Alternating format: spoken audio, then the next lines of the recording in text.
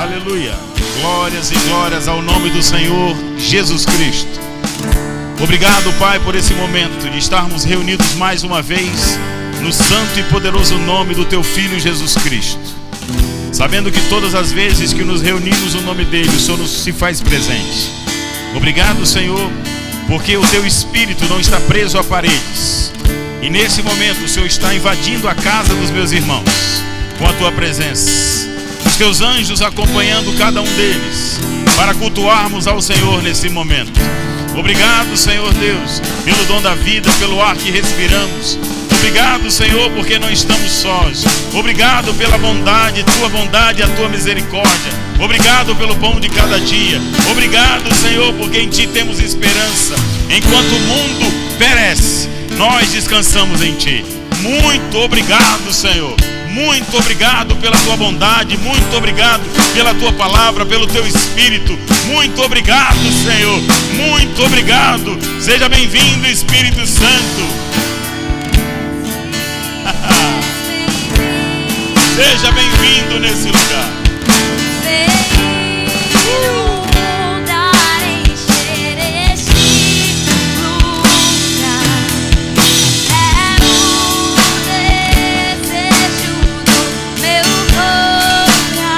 Invade a casa dos meus irmãos. Invade o carro deles, o trabalho, aonde eles estiverem. Invade com a Tua presença. Invade com a Tua presença. Invade com a Tua presença. Invade com a Tua presença. Obrigado, Senhor.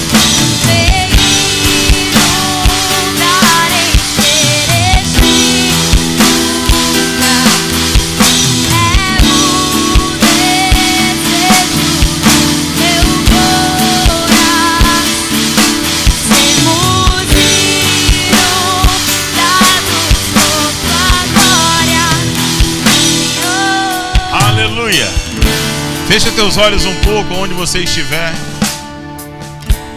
Deus quer falar com você. Você que está pedindo uma experiência, sinta o abraço do Espírito nesse momento. Você que tem pedido algo sobrenatural, experimenta, porque Ele está invadindo o seu lar nesse momento. Ele ouviu as suas orações. Ele tem visto suas aflições. E Ele te diz nessa noite: eu estou com você e nunca te deixarei só. Aleluia. Obrigado, Pai, pela Tua fidelidade e pela Tua bondade. Obrigado pela Tua unção disponível. Aleluia. Um louvor, muito obrigado. Glória a Deus, glória a Deus, glória a Deus. Eu não sei você, meu amado, mas eu tenho desfrutado de coisas maravilhosas nesse tempo. Deus tem falado comigo poderosamente, e eu creio que Ele vai falar com você. Deus tem confirmado coisas no meu coração. Deus tem destravado coisas no reino do Espírito, para a minha vida, para a igreja, para o corpo de Cristo. E quando eu digo igreja, não só a igreja local, mas a igreja como um todo.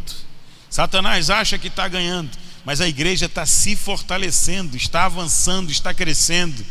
Coisas poderosas estão acontecendo. Se você pudesse enxergar no reino do Espírito, você entenderia que esse é o tempo da igreja. Aleluia, glória a Deus. Nós estamos vivendo o tempo da igreja. Que tempo maravilhoso.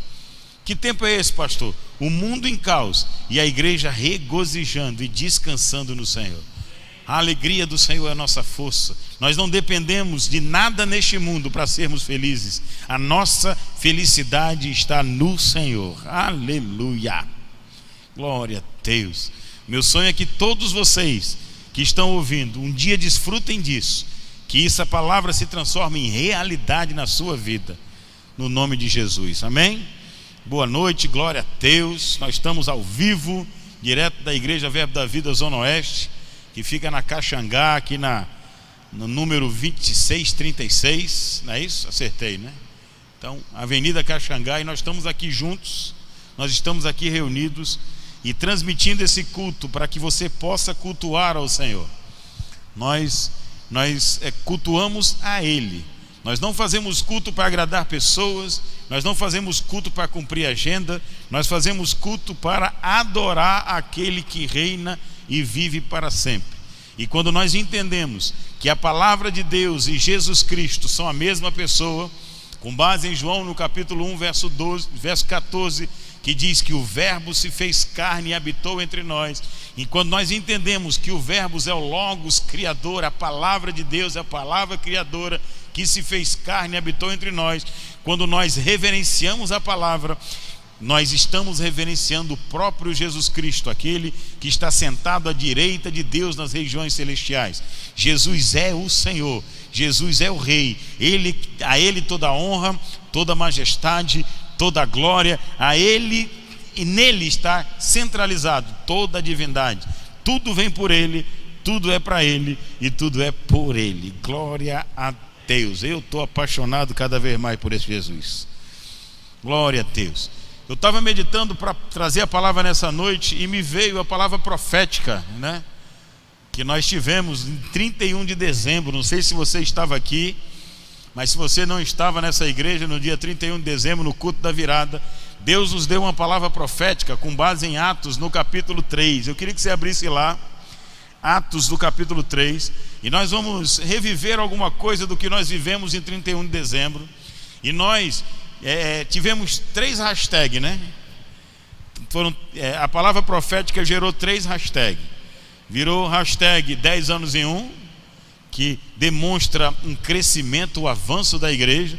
E quando eu vejo essa igreja fechada, pouca gente aqui dentro, sem estar aberto, eu só vejo que está se cumprindo esses 10 anos em 1. Por quê? Porque a própria palavra profética diz que 2020 seria diferente. Está sendo um pouquinho diferente para você? Que coisa maravilhosa. Porque as coisas só acontecem no reino natural quando acontecem primeiro no reino espiritual. E Deus precisou desse tempo para chacoalhar a igreja, para que a gente entendesse a nossa posição, entendesse esse tempo e discernisse que algumas coisas precisavam ser ajustadas no seio da igreja. Amém? E o terceiro hashtag daqui a pouco eu digo para você. Então, 10 anos em 1, 2020 diferente. Esse ano está bem diferente. Nós já estamos em 17 de maio. E se alguém dissesse que era assim, talvez a gente não acreditasse, né? A gente talvez chamasse de profeta do caos, chamasse de qualquer outra coisa, mas está aí. Quem tem olhos, veja, né? O que o Espírito diz às igrejas. Mas vamos em frente. Em Atos no capítulo 3, verso 19, diz assim: arrependei-vos, pois, e convertei-vos, para que sejam cancelados os vossos pecados. E nós estudamos no dia 31 de dezembro essas palavras que foram traduzidas como arrependei-vos e convertei-vos. Arrependei-vos significa mude a sua mentalidade, ou mude a forma de pensar. E nós estudamos isso e chegamos à conclusão de que não há crescimento sem mudança de mentalidade. Se uma criança, ela se torna adolescente, mas continua pensando como criança, ela não cresceu. Ela tem o corpo de adolescente, tem o tamanho de um adolescente, mas tem a mentalidade de uma criança. E nós precisamos entender que nós temos que olhar para a nossa vida espiritual, para a nossa vida cristã, e encontrar áreas da nossa vida que precisamos mudar. E quando nós encontramos as áreas da nossa vida que nós precisamos mudar, que nós ainda estamos errando, estamos em pecado, ou não estamos reagindo da forma como a Bíblia diz para nós reagirmos, nós precisamos nos arrepender, ou seja, mudar a mentalidade, mudar a forma de pensar.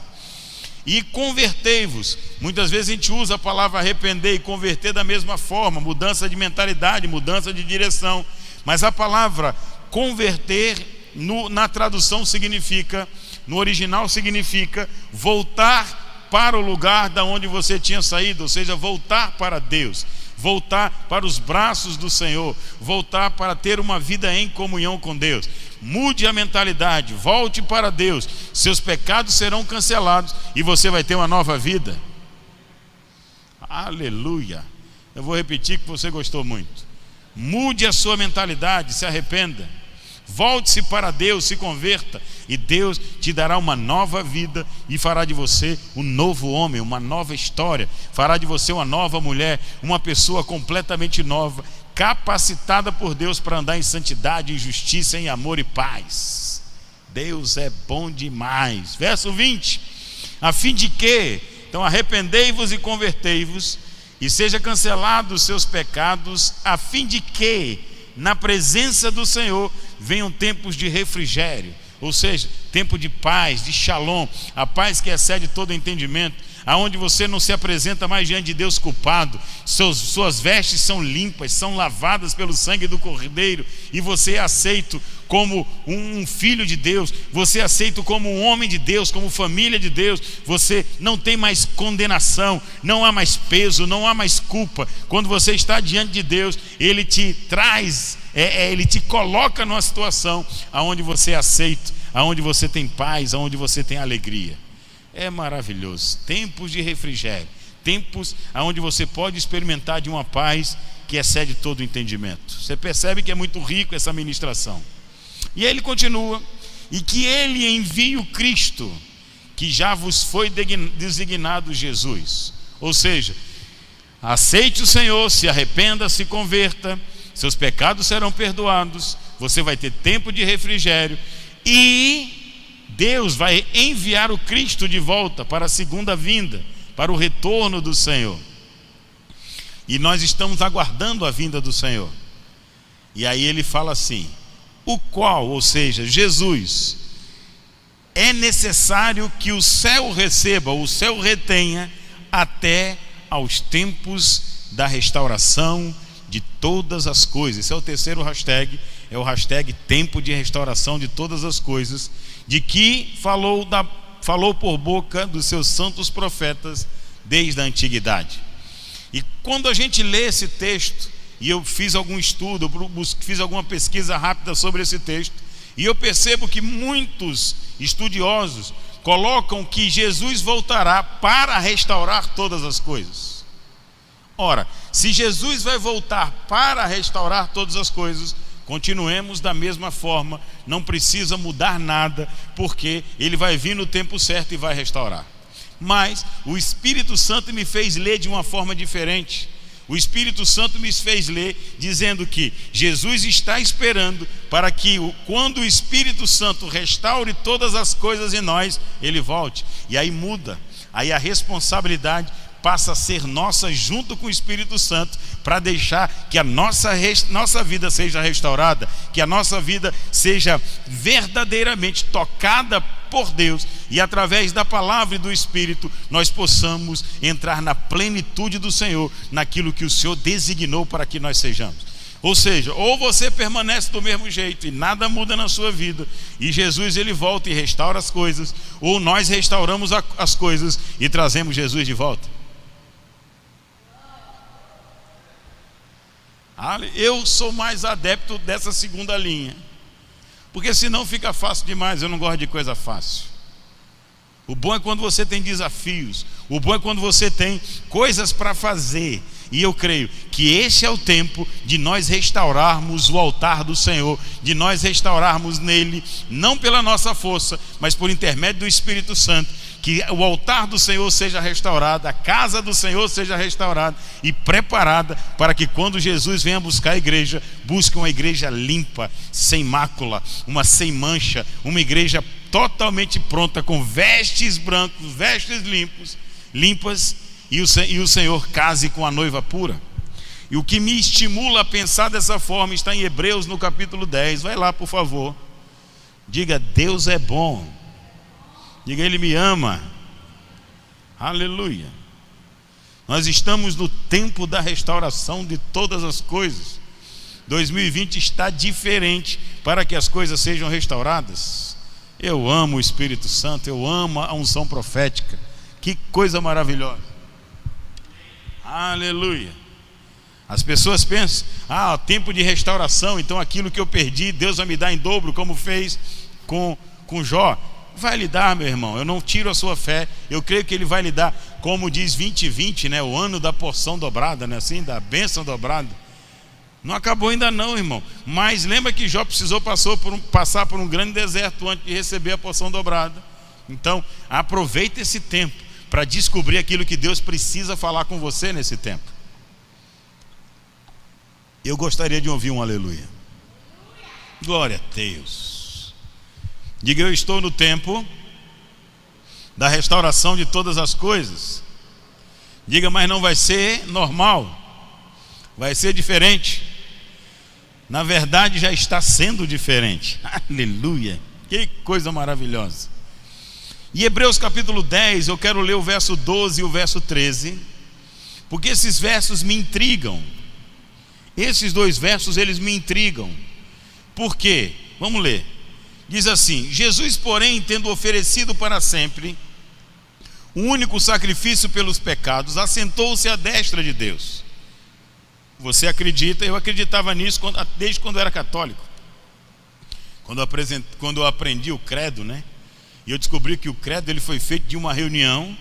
Eu estava estudando sobre isso, sobre a história da igreja, e foi feito de uma reunião para unificar o pensamento da igreja, que havia muita dissensão, muita doutrina estranha. E foi feito um concílio e foi feito o credo para que essa doutrina fosse alinhada.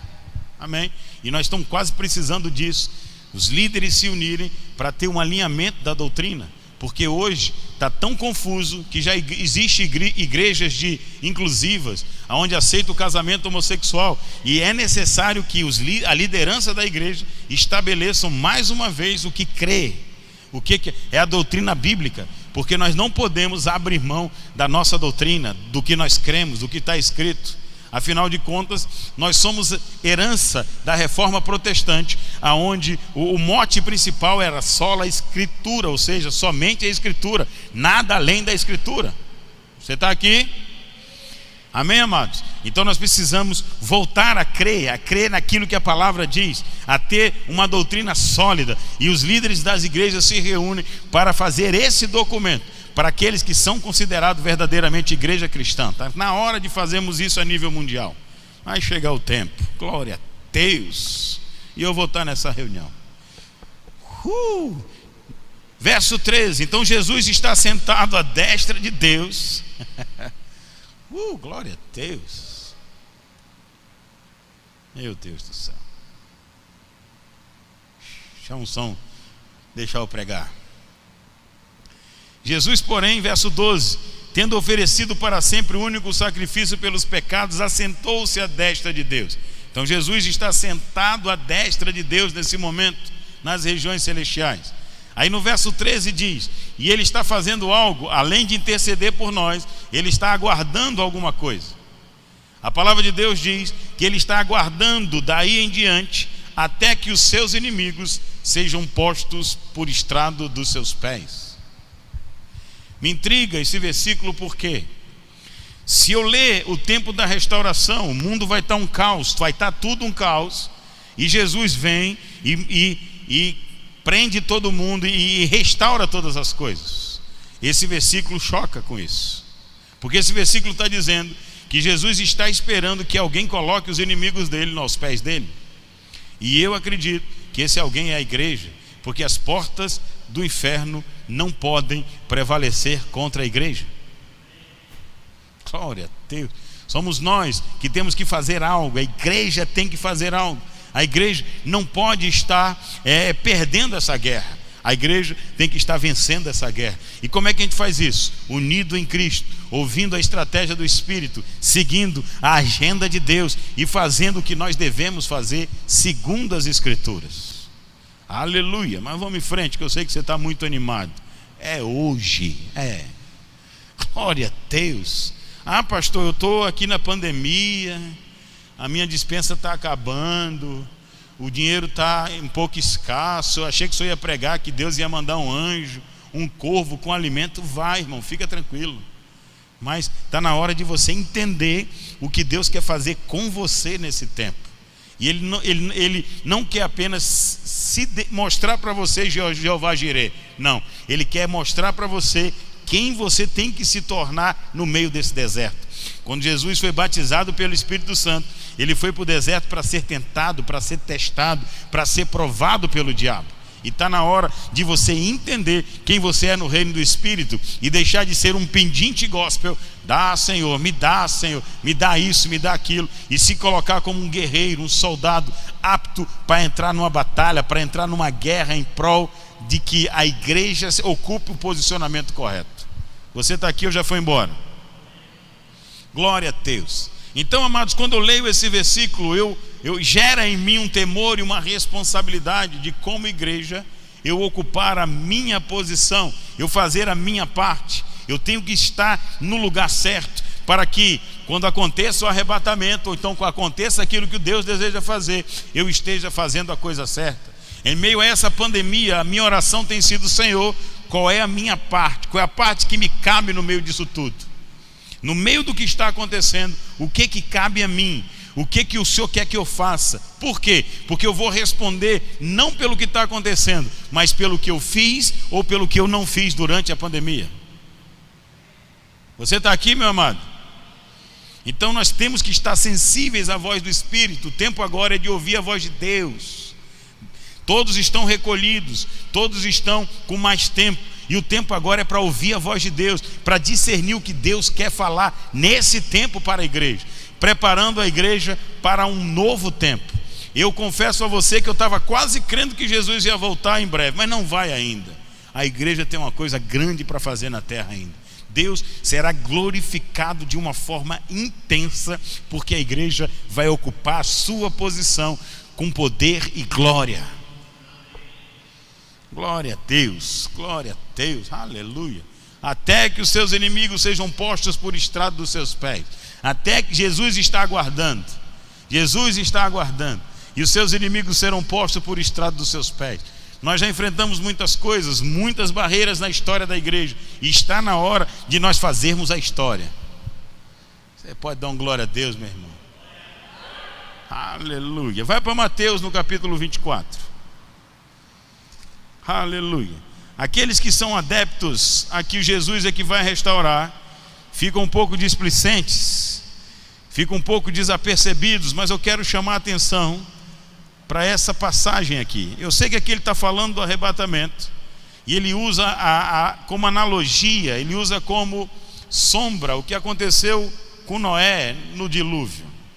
Aleluia. Glória a Deus. Aleluia.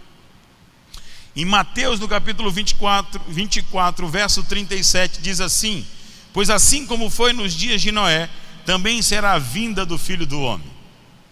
Portanto, assim como nos dias anteriores ao dilúvio, comiam e bebiam, casavam e davam-se em casamento, até o dia em que Noé entrou na arca, e não o perceberam. Verso 39, senão quando veio o dilúvio e os levou a todos, assim será também a vinda do Filho do Homem.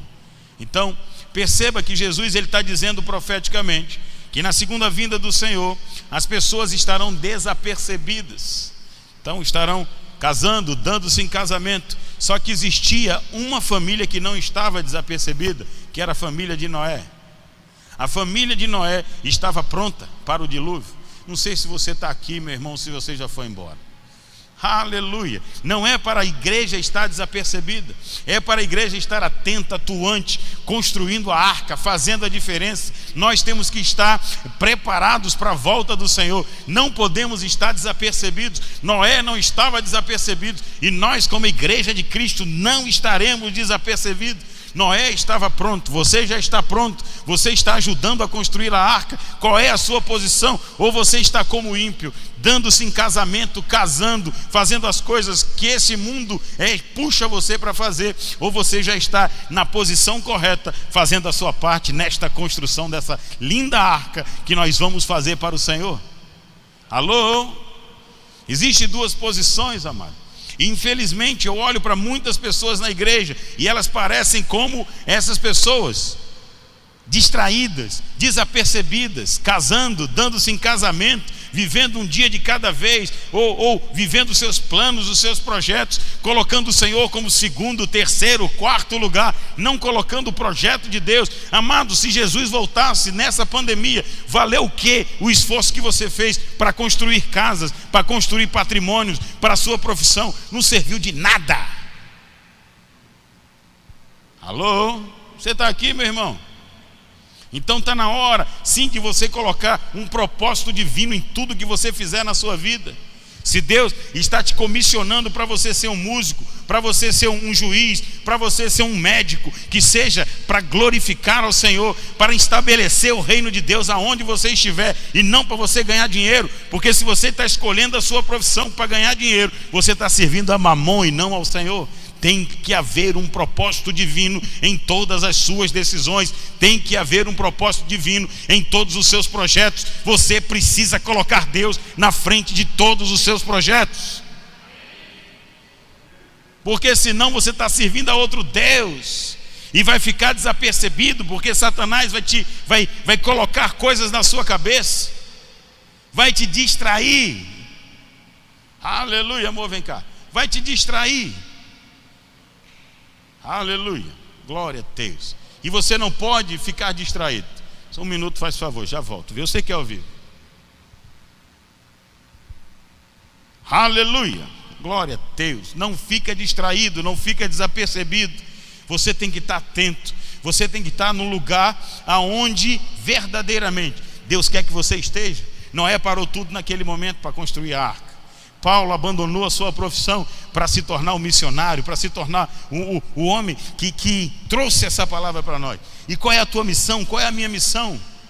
Aleluia. Nós precisamos entender qual é o propósito divino para esse tempo das nossas vidas. Tudo você tem que estabelecer para um propósito. O seu casamento, a sua profissão, a sua vida, tudo tem que ser estabelecido com um propósito. Glória a Deus. Deus é bom. Diga, Deus é bom. Existem atualmente 3 povos na terra. Abre lá, por favor, em 1 Coríntios, no capítulo 10. Você está aprendendo alguma coisa, meu irmão? Glória a Deus. Deus está falando com você? Aleluia. 1 Coríntios, no capítulo 10, verso 32. Existem 3 povos na terra hoje. O verso 32 diz: não vos torneis causa de tropeço, nem para os judeus, primeiro povo, nem para os gentios, segundo povo, nem tampouco para a igreja de Deus, terceiro povo. Então, existem 3 povos na terra hoje. Existem os judeus, que você sabe identificar, são os israelitas, são aqueles que são descendência de Abraão, que não aceitaram ainda Jesus como Messias, não acreditam que Jesus é o Messias, está esperando o outro Emanuel, como eu já disse aqui outra vez, que não é o Macron. Cuidado. Está esperando o outro Emanuel. Nosso Emanuel é Jesus Cristo. Ele já veio. Ele veio há 2000 anos atrás. Mas existe esse povo judeu. Existe um segundo povo judeu, um segundo povo sobre a terra, que são os gentios. Os gentios são os não judeus e que não são cristãos, o que não acreditam em Jesus Cristo. São todos aqueles que não pertencem à linhagem de Abraão, mas também não fizeram Jesus Cristo como Senhor. São budistas, são ateus, são, enfim, outras religiões, são, ou mesmo de outros países. São gentios. E existe a igreja. A igreja é um povo diferenciado. A igreja é a família de Deus. A igreja é formada por todos aqueles que aceitaram a Cristo como Senhor, nasceram de novo e se tornaram filhos de Deus. Aquele cujos nomes está escrito no livro da vida do Cordeiro, aqueles cuja natureza mudou, aqueles que se tornaram a imagem e semelhança de Deus na terra. Essa é a igreja do Senhor. Essa é a família de Deus que está sobre a terra. Glória a Deus. E hoje eu amanheci, eu até coloquei no grupo de pastores que eu participo, eu até coloquei algo interessante lá. Hoje eu fui orar de manhã, fazendo o propósito de oração pela igreja que eu tenho feito. E existe o cardápio de pedidos, né? Todos aqueles pedidos, na verdade não é um cardápio, é uma lista. Cardápio você escolhe, ali é orar por tudo. E eu sempre, todos os dias, nessa lista, nós pedimos pelo amadurecimento da igreja, pelo fortalecimento dos irmãos na fé, dos irmãos, dos membros da igreja. E eu sempre oro, tanto pela igreja local, como pela igreja no Brasil inteiro e no mundo. E hoje, pela primeira vez, eu sou um pregador de unidade, eu entendo a família de Deus, eu prego sobre isso, eu entendo na irmandade, mas hoje, pelo Espírito, eu senti uma compaixão de todos os cristãos no mundo inteiro como a minha família. Glória a Deus, glória a Deus. E eu começo a entender quando os discípulos, eles recebiam as ofertas e não havia, ele distribuía, porque não havia um necessitado entre eles, porque eles eram uma só família. E a gente perdeu isso em algum momento, mas Deus está restaurando. Glória a Deus. Paulo, ele profetizou que nos últimos dias os homens seriam egoístas, amantes de si mesmo. Então, nós precisamos tomar cuidado. Quando é que eu sei quando eu sou egoísta, que eu sou amante de mim mesmo? Quando está tudo bem comigo e com a minha prole e o resto que se dane. Isso, você não está na família de Deus. Você está enganado pelo diabo. E nós precisamos restaurar isso. Você está aqui? Amém, amados? Então, nós temos que entender que nós somos um povo diferenciado. Nós não somos deste mundo. O próprio Jesus diz em João 15 que nós fomos tirados do mundo. Nós não somos desse mundo, como ele não é do mundo. Jesus não é desse mundo, Jesus é do céu. E Jesus nos tirou desse mundo e nos fez cidadãos dos céus, nos fez família de Deus. Nós não somos deste mundo, nós não pertencemos a este mundo. E quando a gente fala isso, não é só culturalmente. A gente não tem nada nesse mundo, amado. Se você, Deus o livre, pegasse essa doença e morresse, ou qualquer outra doença, ou um acidente e morresse hoje, o que você ia levar desse mundo? Nada. Nós não temos nada nesse mundo. Nós não estamos fixados nesse mundo. Nós somos seres espirituais eternos que está tendo uma oportunidade de viver como ser humano naturalmente para cumprir um propósito para Deus. Jesus tinha muita consciência disso. João Batista tinha muita consciência disso. Ele não julgou a sua vida preciosa. Pelo contrário, o propósito era precioso. O ministério era precioso. Paulo, ele diz, eu não julgo minha vida. Abre lá, Atos 20 e 24. Aleluia. Um dia a gente chega nesse nível. Aleluia. Um dia a gente chega nesse nível. Aleluia. Quando o escritor de Hebreus diz, ele está relatando, Paulo está falando aqui, ó, Atos 20 e 24, ele diz assim: porém nada considero a vida preciosa para mim mesmo, contanto que eu complete a minha carreira e o ministério que recebi do Senhor Jesus para testemunhar o evangelho da graça de Deus. Aleluia. Ele entendeu quem ele era, como os nossos antepassados entenderam. Muitos morreram queimados, muitos morreram comidos por leões, crucificados. E o que chamava a atenção dos algozes é que o semblante deles era de paz. Eles sabiam para onde eles estavam indo.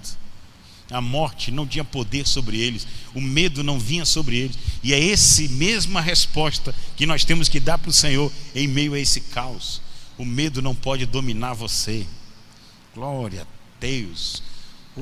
Aleluia. Glória a Deus, glória a Deus, glória a Deus. E Deus está restaurando a igreja. Jesus está esperando. Quem está fazendo o trabalho, quem está com a mão na massa é o Espírito Santo. E o Espírito Santo, à luz das Escrituras, através das Escrituras, imprimindo as Escrituras em nós, está nos transformando, restaurando cada um de nós para ocuparmos a posição correta no Senhor. Aleluia.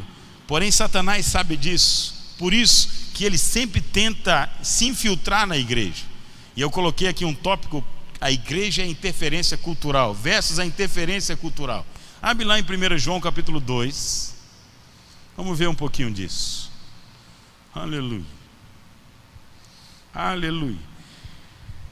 A interferência cultural, ela começa a tentar se infiltrar na igreja para derrubar a doutrina de santidade da igreja, relativizando pecado, relativizando conduta, as pessoas sendo levadas a agir de uma forma parecida com a cultura do mundo e achando que está tudo bem. Eu vou abrir um parênteses aqui. Eu participei, a minha irmã faz parte de um fórum onde é interreligioso, e ela foi uma das fundadoras, e eu perguntei para ela se eu podia participar, e eu fui para lá, e ela deixou, podia, é aberto, e eu fui participar. Primeiro eu descobri que é algo de esquerda, completamente político, perdeu a razão principal, o fundamento principal da sua criação, que era o diálogo interreligioso, e se tornou algo político de esquerda, enfim. Mas quando eu cheguei lá, as primeiras coisas que eu falei foi o quê? Existe algum documento de criação, um estatuto, alguma coisa que criou? E eu já questionei o que estava sendo deliberado. Eu falei, mas não tem nada a ver com o que está previsto aqui. E aí eles fizeram uma reunião para retornar ao que realmente era para ser o fórum. Mas enfim, isso aí é um detalhe. Só que eu percebi uma coisa nesse diálogo, entre aspas, interreligioso. Eles só conseguem dialogar, ó, coisa linda.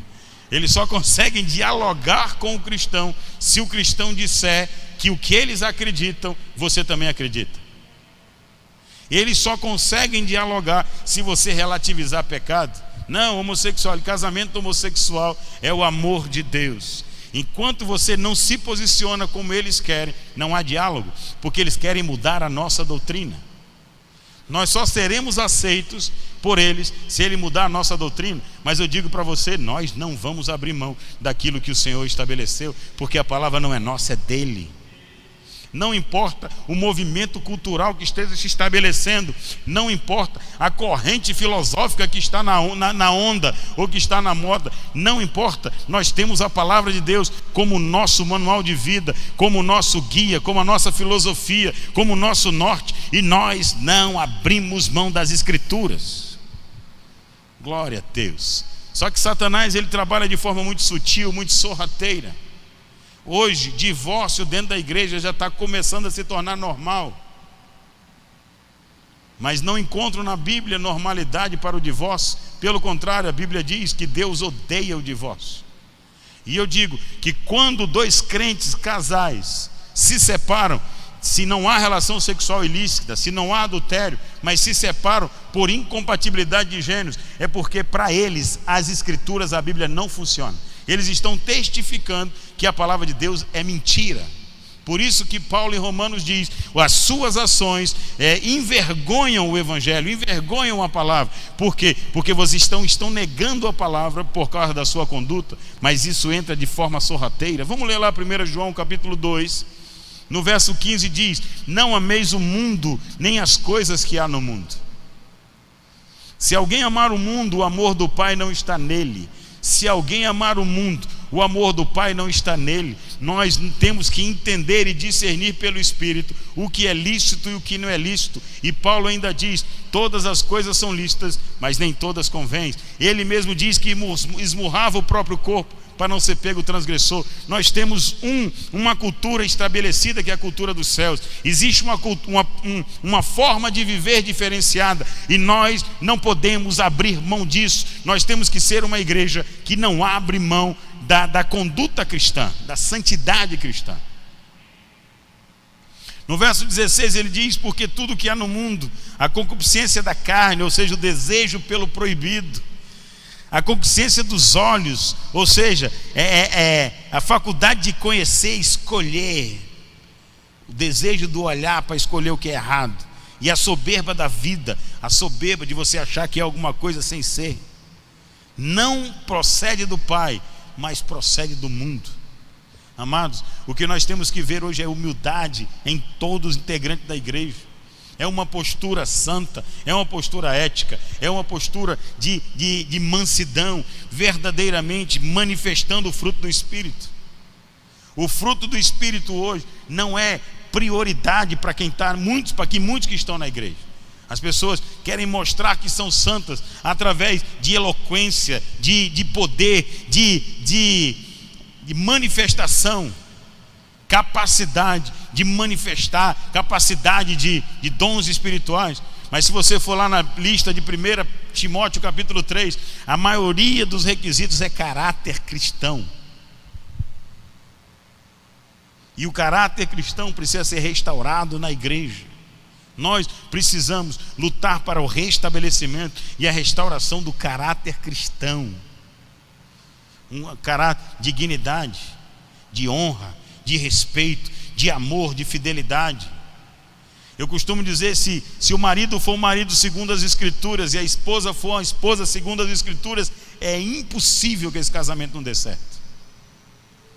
Agora, se a mulher estiver envolvida ou estiver influenciada por esse feminismo do inferno, ela não vai se colocar na posição de esposa submissa. E se o marido não entender a posição dele e entrar no extremo do machismo, da violência, também não vai amar a esposa como Cristo amou a igreja e a si mesmo se entregou. Esse casamento não vai dar certo. E o problema não é Deus, e o problema não é a palavra, o problema é a desobediência. O problema é esse costume mundano entrando na igreja e fazendo com que você haja de uma forma antibíblica. Aleluia. Nós estamos vivendo o tempo da restauração de todas as coisas. Nós estamos vivendo uma era onde a igreja será restaurada. E eu digo, muitos não vão aguentar a pregação. A Bíblia alerta isso. Muitos sentirão coceira nos ouvidos, buscando só mestres segundo as suas próprias concupiscências. Amado, Deus está te chamando para você se posicionar e não ser como um desses. Evangelho não é só bênção, irmão. Evangelho é caráter. Evangelho é integridade. Evangelho é honra. Evangelho é verdade. E Deus está te chamando para isso. Deus está te chamando para se tornar uma pessoa espiritual de verdade. Chega de falsidade, chega de adultério, chega de mentira. Deus está te chamando à santidade. Não dá vontade de correr aí na sala? Não dá não? Fala a verdade. Glória a Deus. O caminho que normalmente Satanás usa para que a cultura do mundo invada a igreja de forma sutil, normalmente o caminho é da relativização. Gostou dessa palavra, né? Palavra bonita. É quando ele relativiza o temor do Senhor. Às vezes, o temor do Senhor, ele é relativizado. Nós estamos vivendo na graça, Deus é amor. Deus não faz nada, tranquilo. Deus é meu paizão, meu amigão. Cuidado, irmão. Cuidado. Existe um limite. Não brinque com isso. Não ande na beira, porque um dia você pode cair. Paulo ele diz, aquele que está em pé, cuide, para que não caia. Isso é soberba. Se você não se posiciona em humildade, em santidade, em temor do Senhor, você corre um risco muito grande de cair. E eu gosto muito, porque todas as vezes que eu penso em temor do Senhor, na hora me vem a passagem de Atos 5. Abre aí, que coisa linda, maravilhosa. Na hora, todas as vezes que eu penso em temor do Senhor, Atos 5 vem. Mas antes disso, pulei aqui. Vamos para Atos 9 primeiro. Vamos lá, uma igreja que funciona. Uma igreja onde sinais, prodígios e maravilhas eram a sombra de Pedro curava. Milagres. Os discípulos eram presos. O anjo vinha e soltava. Coisas maravilhosas aconteciam. Filipe sendo arrebatado. Coisas magníficas aconteciam. Mas existe aqui uns requisitos para aquela igreja. Atos capítulo 9, verso 31. Então diz, a igreja, na verdade, tinha paz por toda a Judéia e Galiléia e Samaria, edificando-se e caminhando no temor do Senhor e no conforto do Espírito Santo, crescia em número.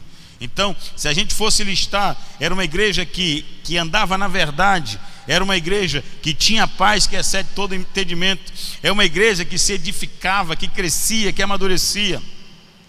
Era uma igreja que caminhava no temor do Senhor. Nunca relativizou o temor do Senhor. O temor do Senhor continuava sendo o princípio da sabedoria. Ele entendia que o temor do Senhor era a forma de permanecer no equilíbrio cristão e também no conforto do Espírito Santo. E aqui eu gosto muito porque essa igreja precisou de um episódio muito sério para que o temor do Senhor fosse restabelecido, que está em Atos 5. Agora você pode ir para lá. Vou contar essa historinha para você. Eu sei que você não vai ficar muito feliz, principalmente aqueles que já não estão vivendo plenamente na santidade do Senhor. Pastor, quando é que eu sei que eu não estou na santidade? É quando você esconde algo de alguém.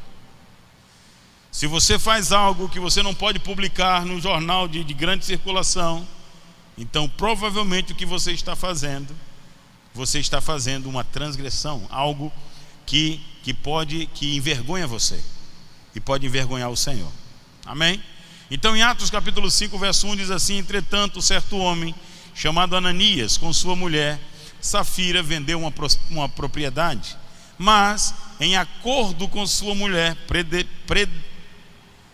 premeditação, então em acordo com a sua mulher, reteve parte do preço e, levando o restante, depositou aos pés dos apóstolos. O problema aqui não foi dar 70% ou 50% do valor da propriedade, porque na verdade ele nem era obrigado a vender a propriedade.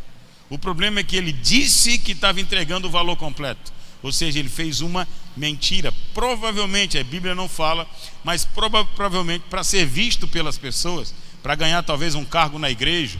Tem muitas pessoas que têm um dízimo alto, que têm um bom salário, que dá boas ofertas, quer ser um crente vagabundo e acha que o dinheiro compra o relacionamento com o pastor. Compra não, meu irmão. Você vai ficar escanteado, e se você sair, glória a Deus, que é menos dor de cabeça para mim. Sei que você ficou muito feliz ouvindo isso. Mas é isso que eu posso falar para você.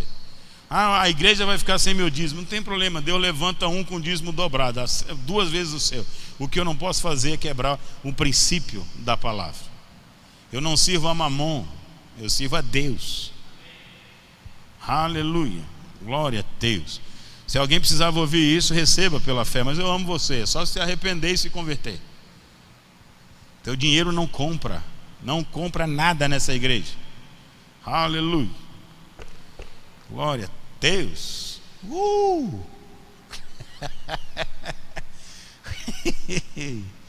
Aleluia. Verso 3, restauração do temor do Senhor. E não ande falando mal, não saia falando mal não, que a mão do Senhor vai vir sobre você. Então disse Pedro: Ananias, por que encheu Satanás teu coração para que mentisse ao Espírito Santo, reservando parte do valor do campo?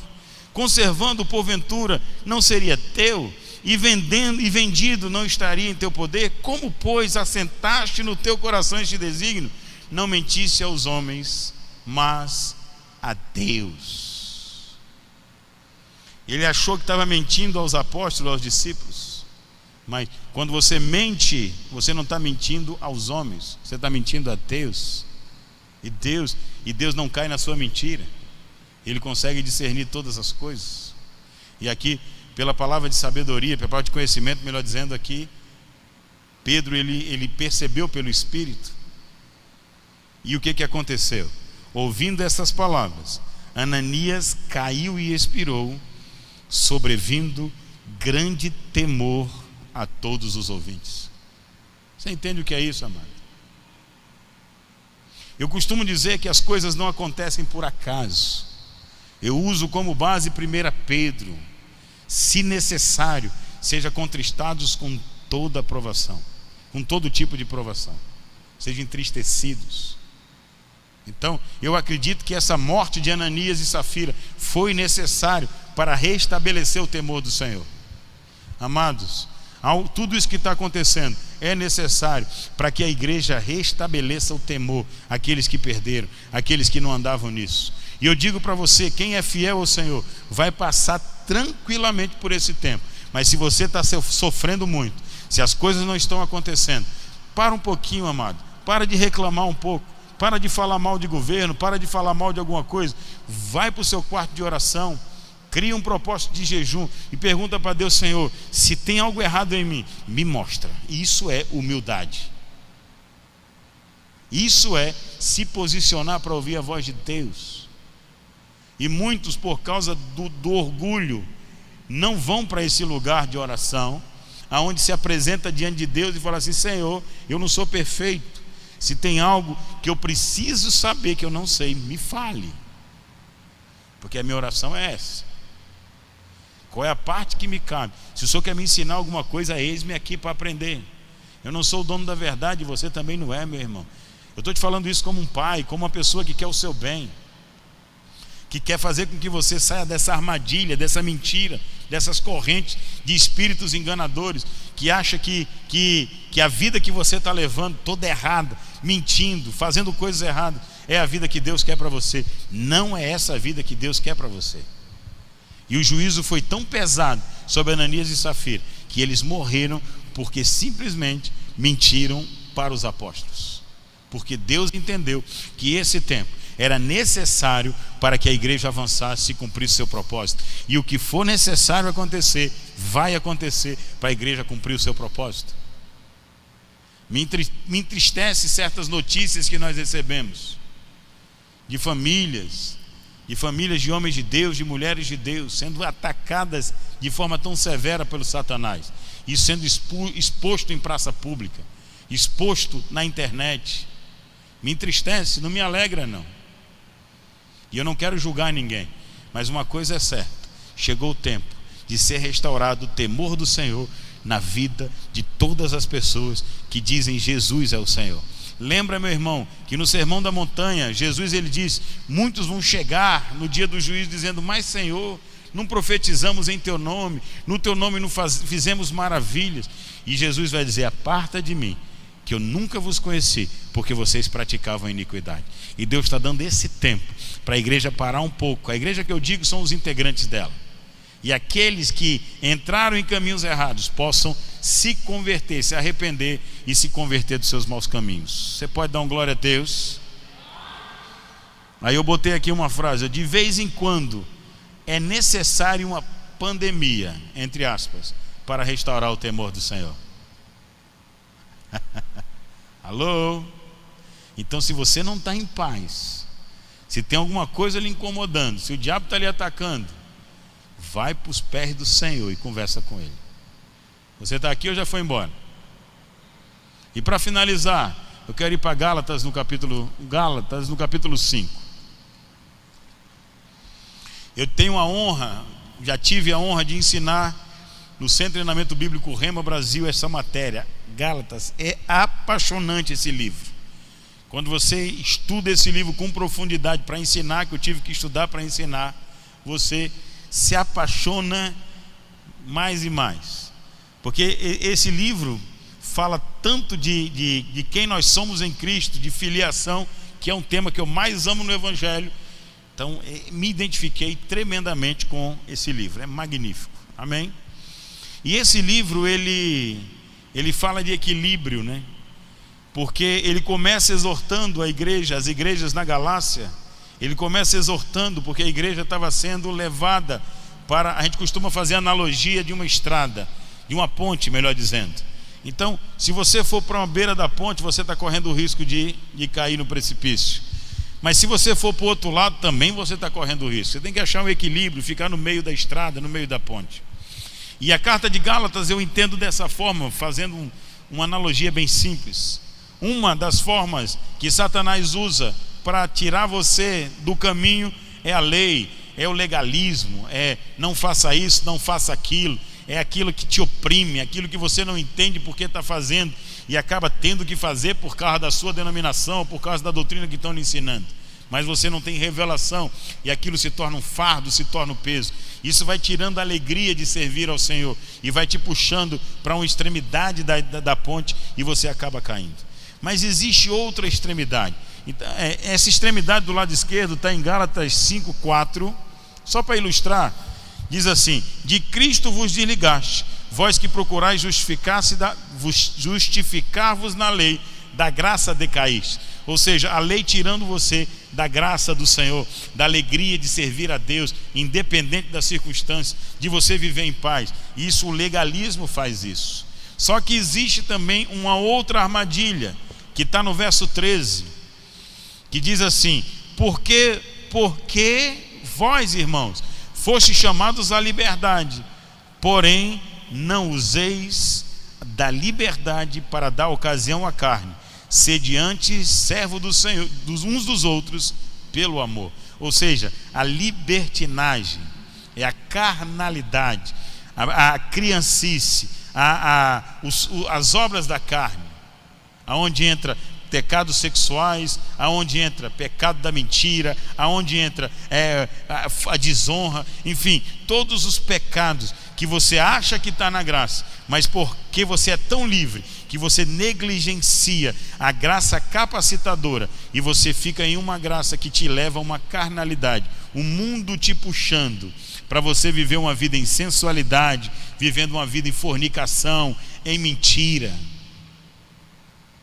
Infelizmente, se prega muito pouco sobre a santidade para os jovens. Quantos jovens hoje estão tendo relação sexual e estão dentro da igreja louvando ao Senhor? Deus não se agrada disso. Não se agrada do jovem que está fazendo isso e nem da igreja que não corrige isso. Fornicação continuou sendo pecado, irmão. Não mudou, nada mudou. E você precisa entender isso.